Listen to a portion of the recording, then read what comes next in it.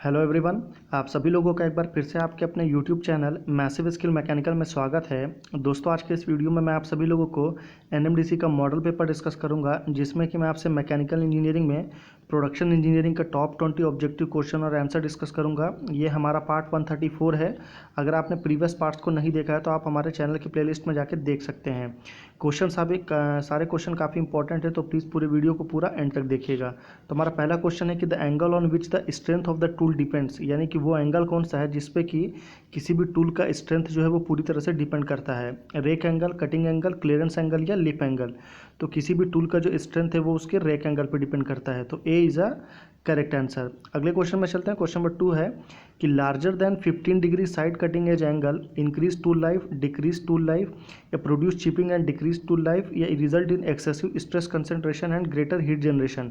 तो देखिए, अगर साइड कटिंग एज एंगल जो है अगर आपका वो ग्रेटर देन 15 है, यानी कि लार्जर देन 15 डिग्री है, तो उस केस में साइड कटिंग एज एंगल में क्या होगा, तो वो चिप्स जो है चिप्स प्रोड्यूस होगा और टूल लाइफ जो है वो डिक्रीज हो जाएगा। तो C is a correct answer. Question number 3 में चलते हैं कि the angle made by the face of the tool and the plane parallel to the base of a cutting tool that is called rake angle, cutting angle, clearance angle या lip angle.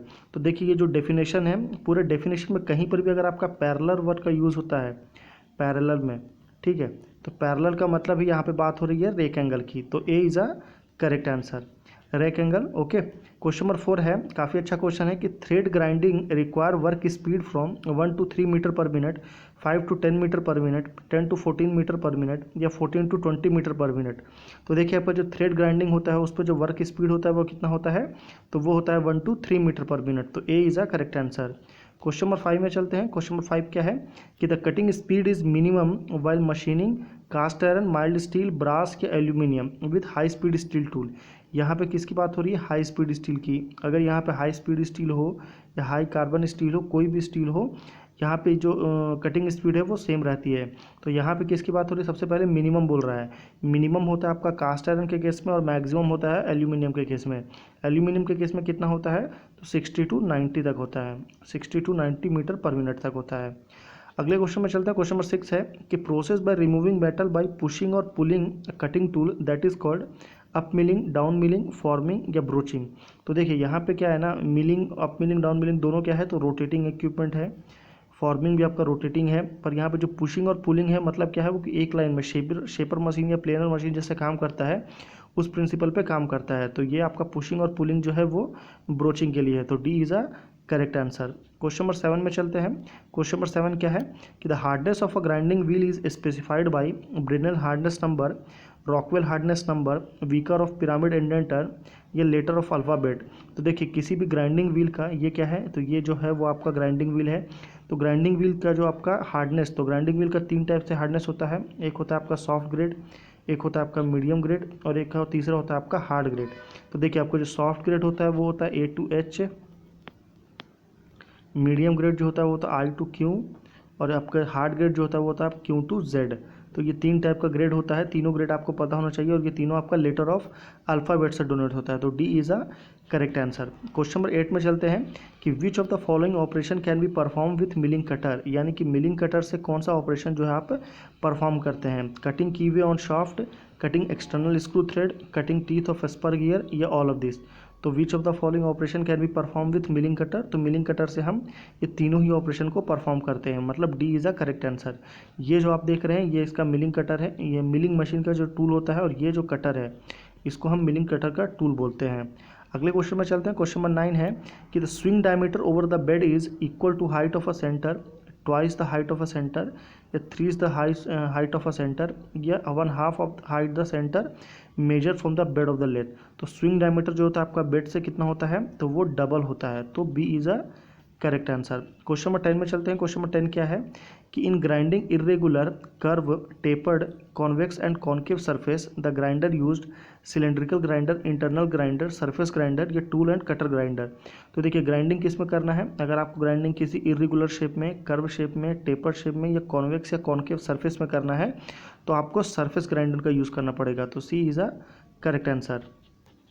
Question number 11 है कि down milling is also called conventional milling, climb milling, end milling या face milling. तो end milling और face milling तो नहीं होगा पहली चीज़। तो यहाँ पे जो डाउन मिलिंग है और एक होता है आपका अप मिलिंग। तो अप मिलिंग का मतलब है आपका कन्वेंशनल मिलिंग और डाउन मिलिंग का मतलब है आपका क्लाइंब मिलिंग। तो B is a correct answer for this question. अगले क्वेश्चन में चलते हैं। बेसिकली डाउन मिलिंग में क्या होता है, तो डाउन मिलिंग में आपका दोनों रोटेशन जो है वर्कपीस का डायरेक्शन और टूल का डायरेक्शन दोनों सेम रहता है, और आपका अप मिलिंग में दोनों एक अपोजिट में रहता है। अगर वर्कपीस इस डायरेक्शन में तो टूल आपका इस डायरेक्शन में रहेगा। अगले क्वेश्चन में देखते हैं। क्वेश्चन नंबर 12 है कि any number of equal division can be obtain on milling machine by direct indexing, simple indexing, compound indexing या डिफरेंशियल इंडेक्सिंग।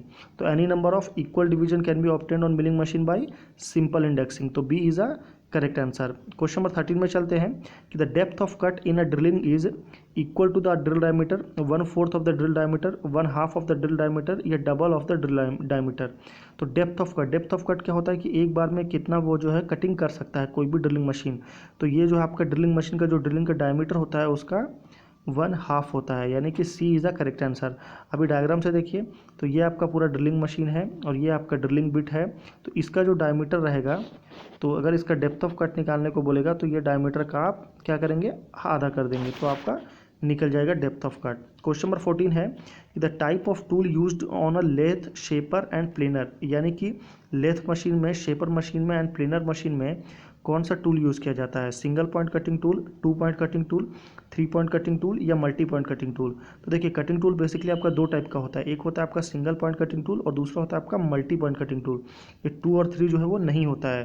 तो सिंगल पॉइंट किस में होता है, तो लेथ, शेपर एंड प्लेनर में सिंगल होता है, और मल्टी पॉइंट किस में होता है, तो वो होता है आपका मिलिंग में, वो होता है आपका ग्राइंडिंग में। ओके, तो आई होप कि आप समझ गए होंगे। इसमें एक ही कटिंग टूल होता है और इसमें एक से ज़्यादा कटिंग टूल होता है। अभी डायग्राम देखिए, तो ये किसका डायग्राम है, तो ये प्लेनर मशीन का डायग्राम है। तो ये आपका यहाँ पर जो लगा हुआ है ये आपका इसका कटिंग टूल है। क्वेश्चन नंबर 15 है कि in centreless grinder the maximum angular adjustment of the regulating wheel is 5 degree, 10 degree, 15 degree या 20 डिग्री। तो सेंटरलेस ग्राइंडिंग में बेसिकली देखिए ये जो ग्राइंडिंग है ये आपका सेंटरलेस ग्राइंडिंग नहीं है, सेंटर ग्राइंडिंग है। इसमें अगर जो आपका वर्क पीस है ये अगर ऊपर रहे, इसका सेंटर ऊपर में आए या इसका सेंटर नीचे में आए, तब वो कहलाएगा सेंटरलेस ग्राइंडिंग। तो इसमें जो आपका रेगुलेटिंग व्हील का एंगल होता है वो कितना होता है, तो वो होता है आपका 10 डिग्री। तो B is a correct answer. Question number 16 में चलते हैं कि the type of reamer used for reaming operation in a blind hole, यानी कि किसी भी ब्लाइंड होल में रिमिंग करने के लिए कौन सा रिमर यूज़ किया जाता है। Straight fluted reamer, left hand spiral fluted reamer, right hand spiral fluted reamer या एनी वन ऑफ दिस। तो देखिए type of reamer used for reaming operation in a blind hole, तो वहाँ पे हम right hand spiral fluted reamer use करते हैं। तो C is a correct answer. Question number 17 है कि the grinding operation is a shaping operation, forming operation, surface finishing operation या ड्रेसिंग ऑपरेशन। तो ग्राइंडिंग ऑपरेशन जो है वो क्या है, तो ग्राइंडिंग ऑपरेशन आपका सरफेस फिनिशिंग ऑपरेशन है। तो C is a correct answer.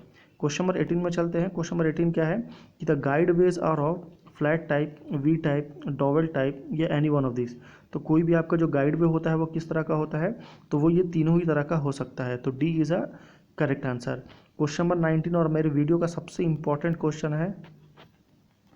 Important इसलिए बोल रहा हूँ क्योंकि ये क्वेश्चन एग्जाम में आ चुका है और ये क्वेश्चन काफ़ी ज़्यादा कंफ्यूजिंग भी होता है। तो क्वेश्चन क्या है कि the velocity of a tool along the tool face is known as shear velocity, chip velocity, cutting velocity या mean velocity। तो velocity of tool along the tool face that is called chip velocity। तो B is a correct answer. Question number 20 में चलते हैं कि the purpose of a jigs and fixture, यानी कि jigs and fixture का purpose क्या होगा। Increase machining accuracy, facilitate interchangeability या decrease expenditure on quality control या ऑल ऑफ दिस। तो राइट आंसर क्या होगा ये आप मुझे नीचे कमेंट करके ज़रूर बताएं। अगर आपको इसको